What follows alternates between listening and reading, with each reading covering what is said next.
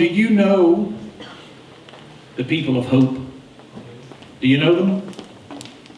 Do you know the people of hope?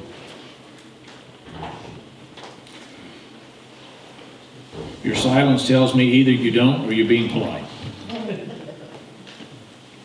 I wonder this morning if you know, if we know the people of hope, because we need to know the people of hope, right? Because we need hope. There are umpteen reasons to need hope today. You don't have to look any distance at all to find people in our town, our community, your neighborhood that need hope.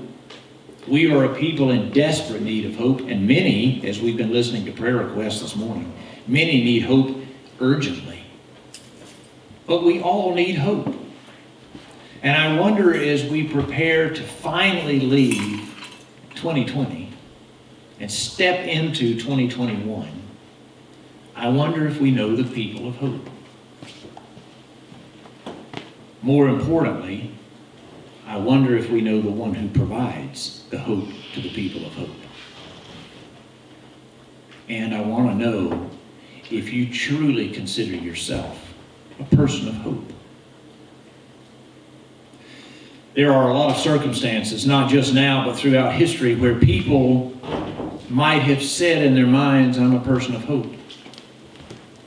But the realities going on around them spoke against that hope. The realities that they were living in and facing spoke anything but hope. And I think for obvious reasons, it's good for us to revisit their experience today, because many of us find ourselves in similar situations. You may remember that God had called together his people, and he had given them a way to be his people. I'm talking about the Old Testament, obviously, and the many, many stories of the people of God, the Israelites, the Jews. And in particular this morning, I want you to turn to Isaiah, where we're going to talk a little bit about and remember some of what the people of God dealt with, even in the midst of hope. Our passage today is found in Isaiah chapter 61. The prophet Isaiah had been sent to the people of God to speak to them a word from the Lord. And that word involved a number of things. That word involved, first of all, a warning, a calling to the people of God to return to him, a warning of what was going to happen because they had wandered off. Not new news. You and I both know, if you know anything about the story of the ancient Israelites, that this was common. They had done this over and over again. But the prophet Isaiah has come to them to speak to them a reminder once again of the way of God and a warning of what happens when they don't follow him. But he doesn't leave it at that. He speaks a message of hope.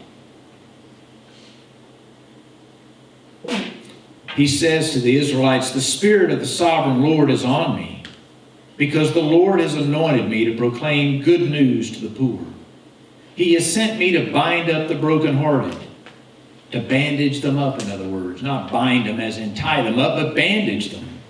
To proclaim freedom for the captives and release from darkness for the prisoners. To proclaim the year of the Lord's favor and the day of vengeance of our God. To comfort all who mourn and provide for those who grieve in Zion. To bestow on them a crown of beauty instead of ashes, the oil of joy instead of mourning, and a garment of praise instead of a spirit of despair. They will be called oaks of righteousness, a planting of the Lord for the display of his splendor. They will rebuild the ancient ruins and restore the places long devastated. They will renew the ruined cities that have been devastated for generations. The prophet is speaking a word of hope that's going to take place when this anointed one comes. That the Spirit of God is upon the anointed one to perform all these works of healing, of restoration, of rescue. This is good news, and yet there's a reference to a lot of news that is full of heartache, of despair, of difficulty. He speaks of ashes. He speaks of mourning. He speaks of a spirit of despair. He speaks of people who are grieving. Now, we're familiar with some of these things today. We look around us and we see all kinds of reasons for grief. We see all kinds of reasons for despair. Many people today are wondering. People are asking questions. What time are we in? What is happening to us? What's happening to us as a country? What's happening to us as a people? What is happening to us as the people of God? Is he coming back? Is this the time? What's going on? Because we too are experiencing a lot of these real difficulties and concerns. It might be helpful to you to remember this story in particular, to know where Isaiah is in his time with the people of God. The people in Israel and the people in Judah all made up God's people, but two different kingdoms. And the people of Israel at this writing had already been taken into captivity. Their rebellion against the Lord had been so bad that the country of Assyria, through God's own working, had already taken them and hauled them off. But the people in Judah, the southern kingdom, had not yet been exiled. But that was coming. If you flip back to the beginning of Isaiah, all the way to chapter 1, you can hear that initial calling. For the whole first chapter begins a pretty strong word about what God was going to do to his rebellious, unfaithful people. If you jump down to verse 28 at the end of chapter 1, he says, rebels and sinners will both be broken, and those who forsake the Lord will perish. You will be ashamed because of the sacred oaks in which you have delighted. In other words, the idols that you have worshipped, the ways in which you've been unfaithful and rebellious. You'll be disgraced because of the gardens that you've chosen. You'll be like an oak with fading leaves, like a garden without water.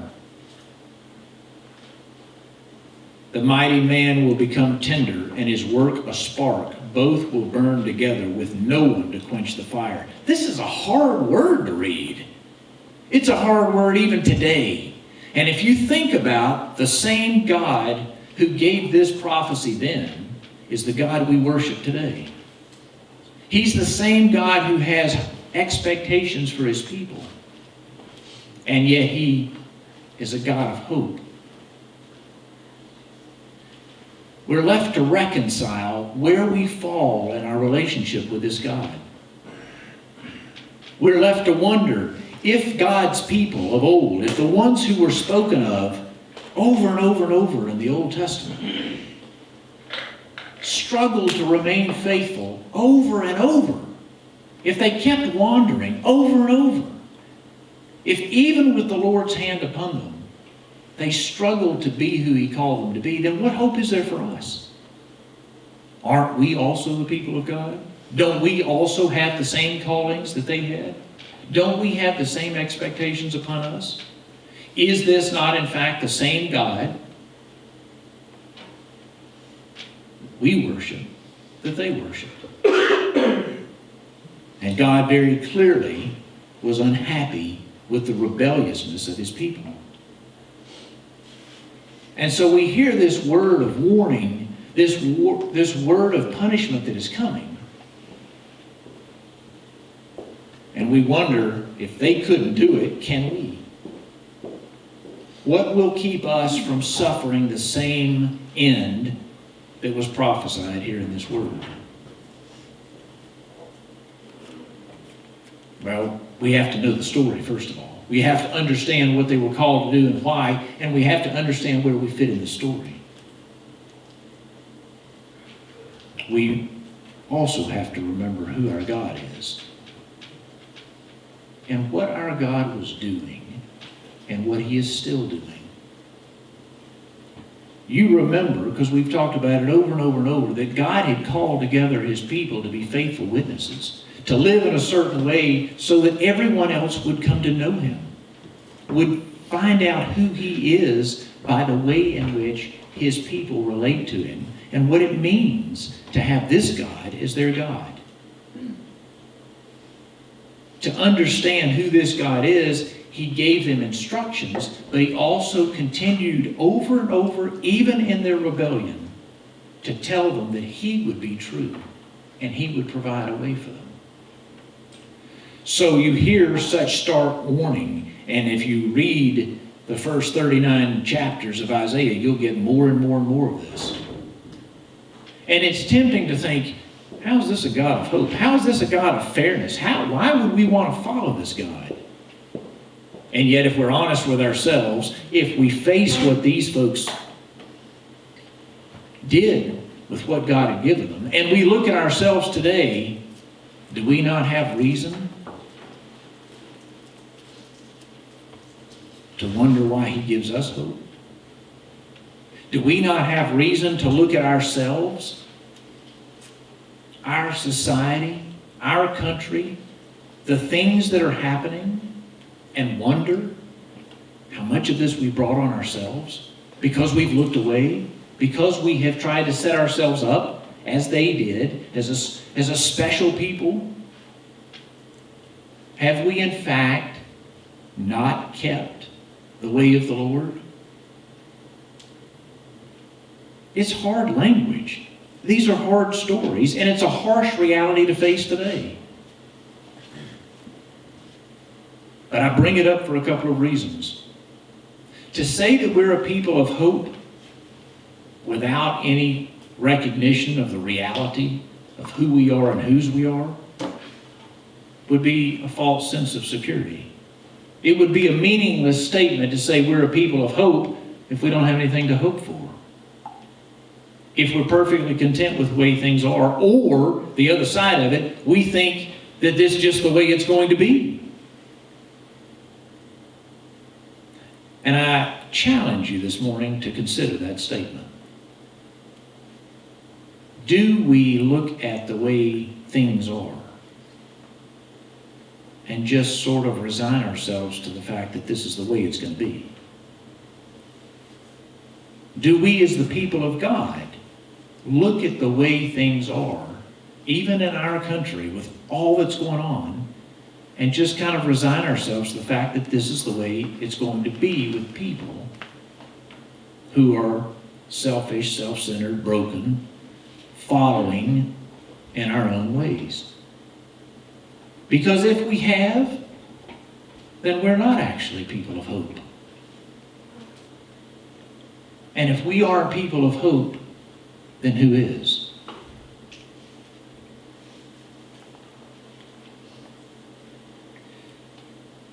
Come back to chapter 61. The prophet says to the people of God, in the midst of their brokenness and their waywardness, the Spirit of the sovereign Lord is on me and has anointed me to proclaim good news to the poor, to bind up or bandage the brokenhearted, to proclaim freedom for the captives and release from darkness for the prisoners, and to proclaim the year of the Lord's favor. To proclaim the year of the Lord's favor. Aren't we in need of a year of the Lord's favor? Aren't we a people who need the very things that were prophesied to the people of God way back then, that in fact dealt with a lot of the same problems we deal with today? If you follow the rest of the story in Isaiah, and the story of the people of God on beyond this prophecy, you'd know that Judah too continued in their way, even in spite of the prophecies, and eventually found themselves also exiled to Babylon. You can imagine what the people who called themselves the people of God, who were tied to the land of God, felt like when they were removed from that land. Surely everybody around them would have said, if you've lost your land, do you really have any hope? If you've lost your land, is there any truth to you being the people of God? If you've lost your land and you've been hauled off into exile, who really is this God you claim to follow? And why would we want any part of it? You may remember the story enough to know that the people didn't stay in exile. God was true to his word. It took a long time for them to suffer under the consequences, but he in fact brought them back out. He returned them to their land, which is a testimony to the fact that the God that they served and the God we serve is a God of hope, because he's a God who's true to his word. Now, granted, we need to know his word to know that, but he is a God who is true to his word, and the story of the Israelites stand as witness to that. And you might counter that and you can say, okay, so Reed, once they returned from exile, that was it, right? Then blessing came, and then they've been exactly who God wanted them to be ever since, which would be a misunderstanding in a variety of ways, would be a misunderstanding of who God is and all that he was going to work out in history and where we find ourselves today. To grasp the significance of what happened to those people and how it informs us today, you have to know that in the first century, the people of God, the Israelites back in their land, found themselves in this same situation. Granted, they were back in their land, but they were ruled by a foreign government. They found themselves yet again without hope.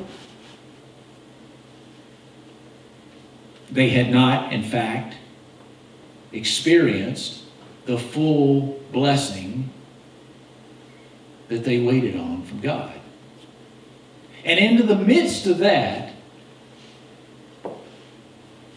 came the one whose birth we're getting ready to celebrate. Just as God had spoken through the prophet Isaiah, now God sends his own son, Jesus, to speak these same words. You find that in Luke 4. We've studied that. You may remember. And Jesus came quoting this very scripture to say, I'm now here.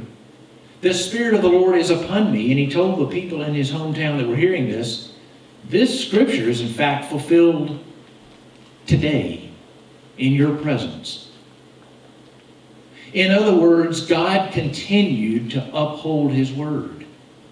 Even though his people had again rebelled, had again found themselves in a place of need and in despair and in longing for the promises of God to come true, God continued to bring about hope.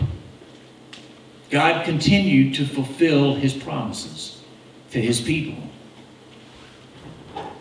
And we know the story. We celebrate God's birth, and yet we know what happened to him. We know that they killed him, and God raised him from the dead, and we celebrate the fact that we've been forgiven our sins.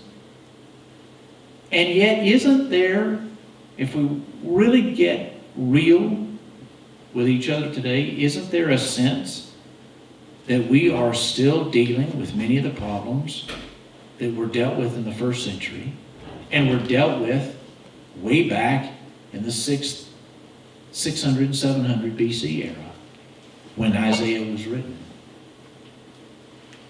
Is there not still rebellion in the land?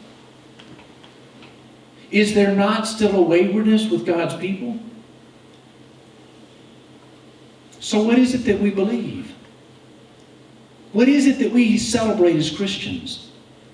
What is it in the coming of Jesus' birth and his return to us as everlasting King that we celebrate if this recurring problem is still with us? I ask you these questions today because the first question I asked is, do you know the people of hope? And I hope sincerely that your answer was, well, yes, not only do I know them, I'm a part of them. We are a people of hope. But it's easy to say that without maybe wrestling with what people outside of the church would question. How is it, if this is your God and you're His people, how is it that you're experiencing many of the same things that God's people have throughout the centuries?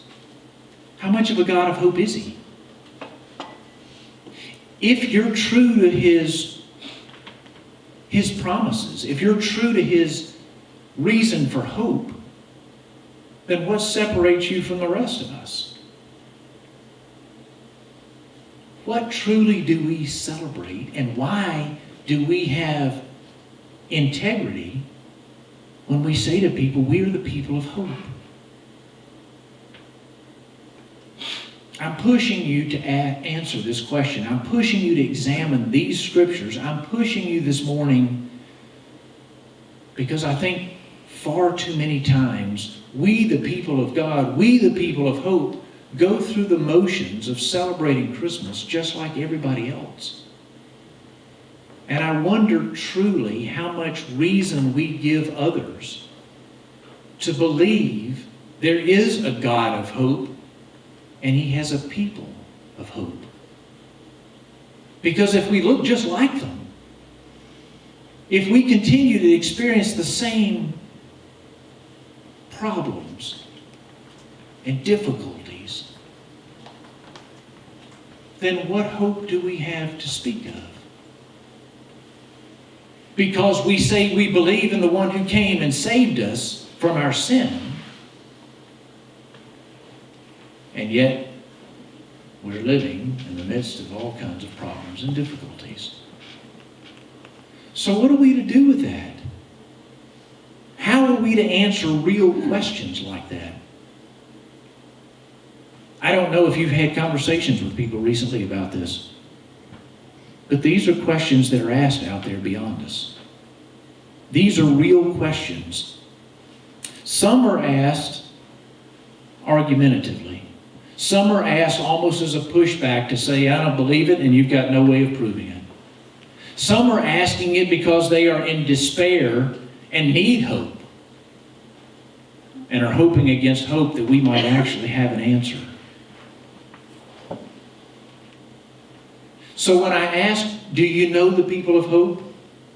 When I ask, are we the people of hope? What answer will we give them?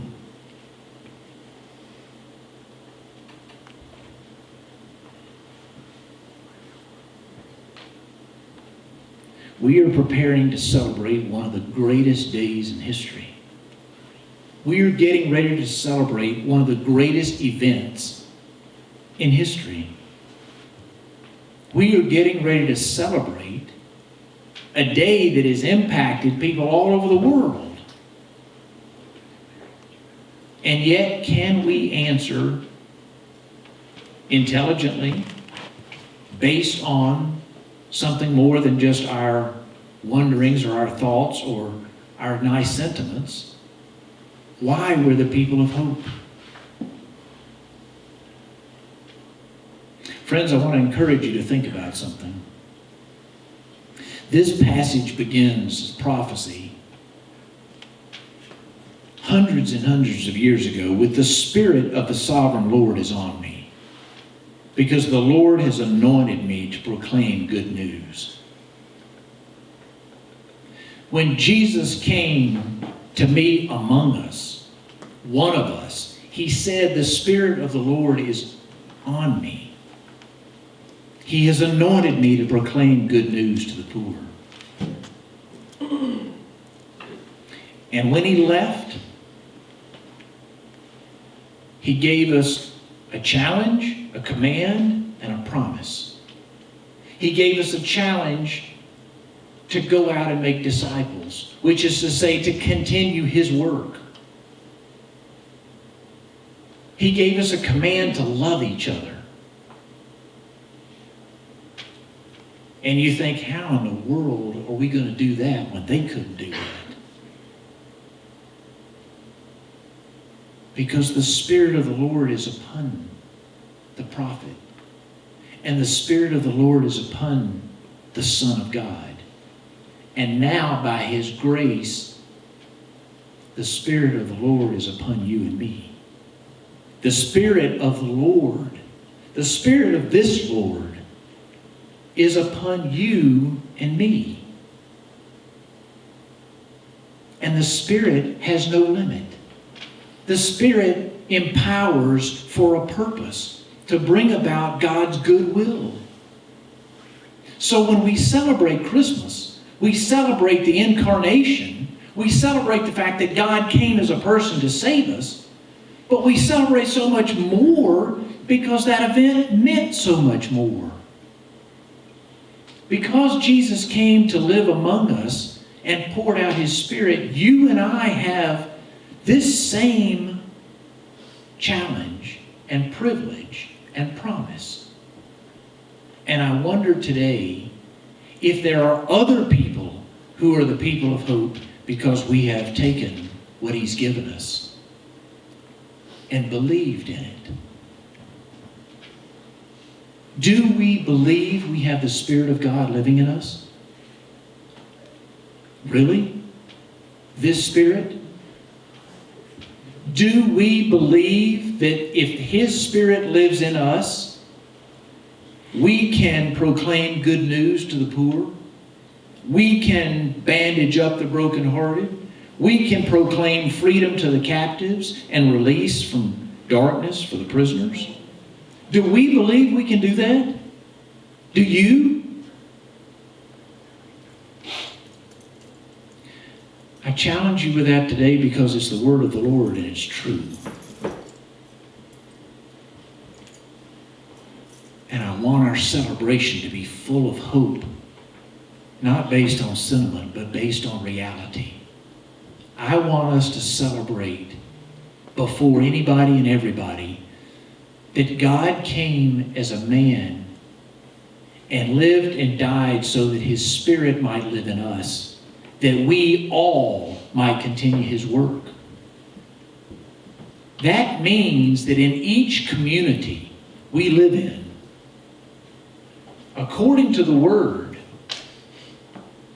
the incarnation is still true.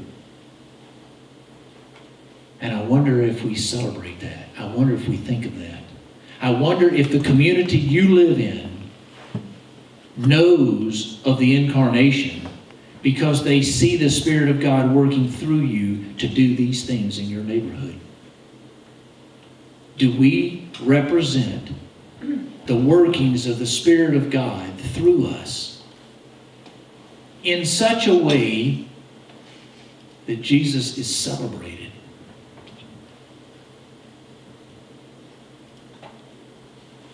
I wonder, when we sing about His birth, when we sing about Him being announced, when we sing about His calling to us to come and be healed, when we sing about the good news that we celebrate at Christmas, I wonder if it has more than sentimentality to it. I wonder if it actually works itself out through us. Because, friends, you and I have access to this Spirit. And you and I have the very real ability to bring these kinds of tangible results in our communities because the Spirit of God works through us. If we do, and if we are, because we believe God to do it, then our celebration at Christmas is real. It's so real that we can tell it with confidence.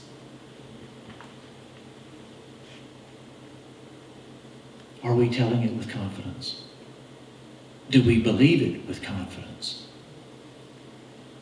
Are we truly the people of hope?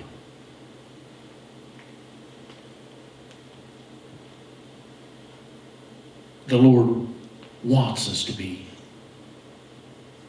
The world needs us to be. I ask you this morning again, do you know the people of hope? Are we willing to be the people of hope? because we believe in the one we celebrate. This is the calling of the people of hope. I'm going to invite the worship team to come up and close us this morning. I don't know where this leaves you. It has challenged me greatly as I've studied this passage. It has challenged me greatly in some of the words that I've spoken to you and I've actually heard spoken to me. Because it is so easy to get caught up in all the struggles and challenges and for our hope to be way out there in the future. Or maybe just in the things we see around us. I've mentioned that repeatedly for the last number of weeks. Maybe our hope is in the elections.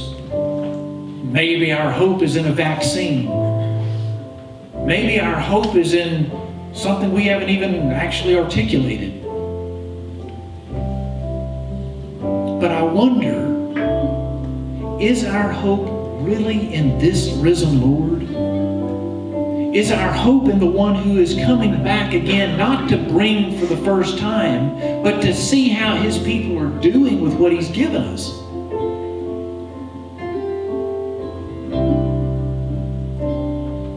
And to finish his work. Do we believe this word? Do we believe this hope? When we kneel down or sit down or stand up and celebrate Christmas this year, is it evident in our living, our actions among our neighbors, that we are people of hope, confident hope, because his Spirit is present in us and acting through us for their benefit?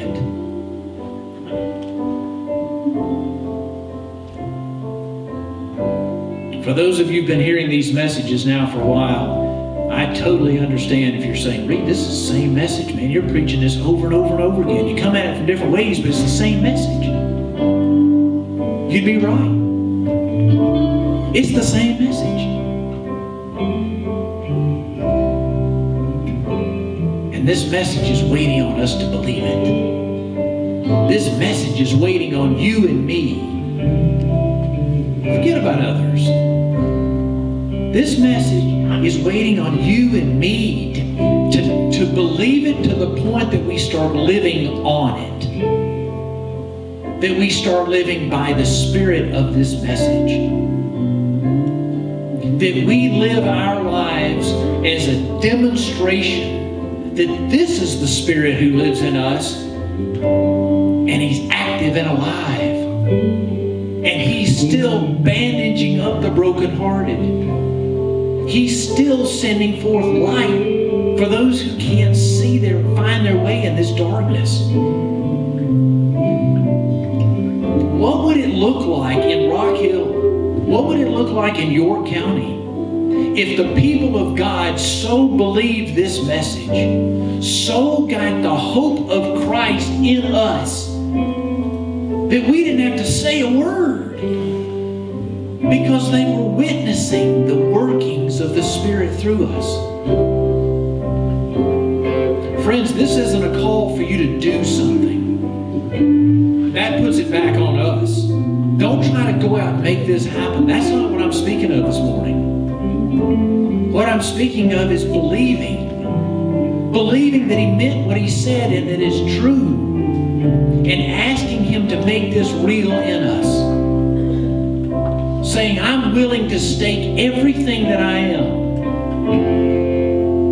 I'm willing to risk hoping in what I can't see based on the truth of what I hold and hear and live by. And if I do,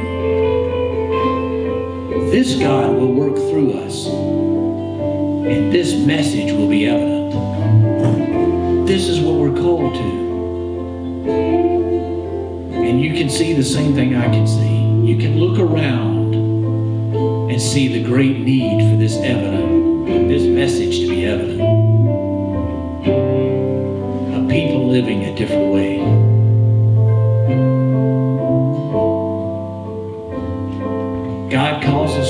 as we are,